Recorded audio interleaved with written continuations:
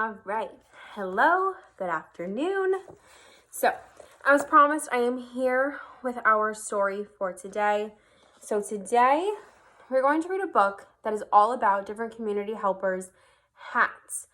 So all of this week, we're talking about community helpers, who they are, why they're so important, and just recognizing all they're doing, especially right now, being that they're working really hard, especially doctors, nurses, mail carriers, all those people. So let's get into it and see what kind of hats we're going to learn about.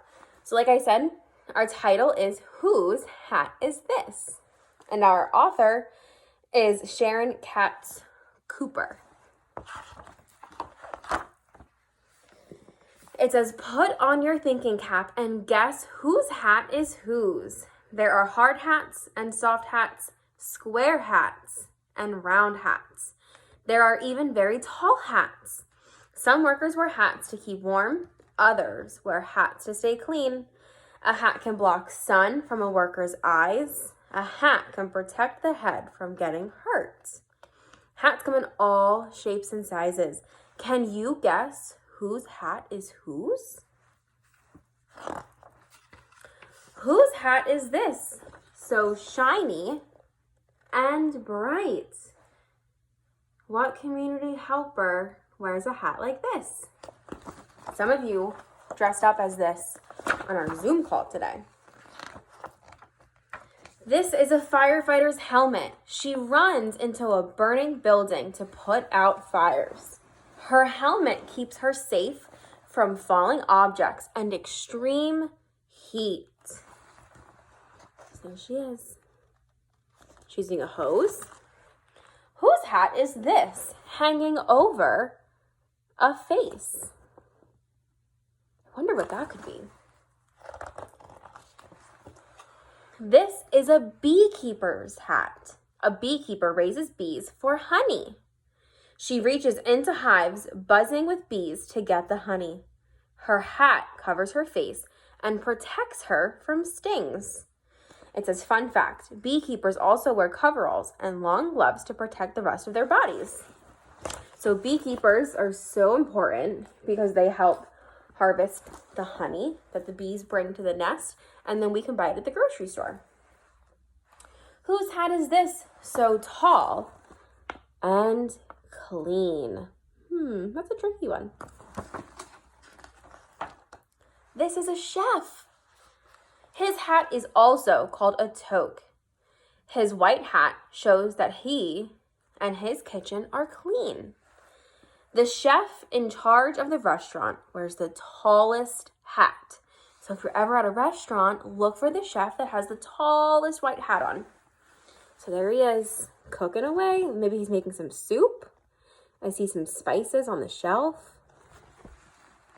Whose hat is this with a polished silver badge? I believe Andrea was dressed up as this community helper today. This is a police officer's cap. It is part of her uniform. A police officer's cap helps people find her quickly in a crowd because no one else is wearing the same hat.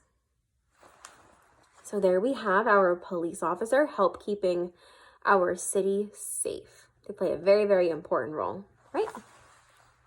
Whose hat is this? So round and strong. Round and strong. I wonder what that could be. This is a football player's helmet. When one of the players tackles one another, his helmet keeps his head safe if he hits the ground or another player.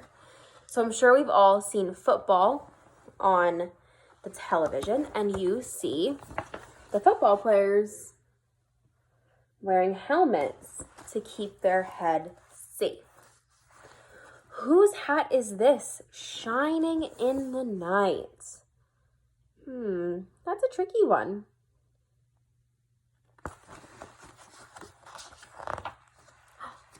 This is an astronaut's helmet. It is part of his spacesuit. Up in space, there is no air. His helmet gives him air to breathe and keeps his body at a steady temperature. Fun fact, it's very cold up in space, so astronauts must wear special suits with their helmets. These suits help astronauts stay warm. So I think astronauts are sometimes community helpers that we might forget about because you don't see them every day. You don't walk outside and see them around town, but they play such an important part in helping our planet, Earth, and helping us learn more about the other planets around us in our solar system. Whose hat is this so hard and yellow? Caden, I think maybe your dad wears one of these hats. This is a construction worker's hard hat. Sometimes workers drop a piece of wood or a sharp nail while they're working. A construction worker wears a hard hat to protect his head. So you see them working with dirt. He wears those to protect himself in case anything on the construction site were to fall. Whose hat is this so warm and snug? That's your hat. When it's cold outside, it keeps your head warm. When it snows, it keeps your head dry. So they must have written this book when it was wintertime. And we know it's wintertime because there's a picture of a snowman. And we know it doesn't snow in the summer or spring. So that is our book for today. I think we got to see some very interesting hats that maybe we wouldn't have thought about. I know that sometimes even when I make a list of community helpers, I tend to forget the astronauts. So to review, we talked about community helpers at the very, very beginning of our school year. So community helpers are people like doctors, nurses, your post office workers, so your mail carriers. That includes like your UPS, your FedEx, those people. Your firefighters, police officers, EMTs, and paramedics, your chefs who are working extra hard as well right now, teachers like Miss Kristen and myself. So we are all community helpers. We do things to help our community in one way or another. So Miss Kristen has already posted the activity for today, and she also discussed it a little bit on our Zoom meeting today. So what we're going to have you do is use your fantastic drawing skills and draw a picture. Maybe your parents can help you if you want to say something to a community helper. Say thank you for all they're doing right now to keep our communities going the best that they can, and do their part to make sure that we are all in this together and doing the very, very best that we all can to have some sort of normalcy through all of this. So, with that being said, I cannot wait to see the cards that you make. Again, parents, if you need Miss Kristen or myself to pick the card out from your house, you can't get it to the center or whatnot, just let us know and we can arrange that in some sort of contactless manner. But again, I really think that a card or a drawing from you guys would make the community helpers feel so special, and I'm sure they'll be very, very appreciative. Today specifically is International Nurses Appreciation Day, so if you know a nurse, make sure you tell them thank you.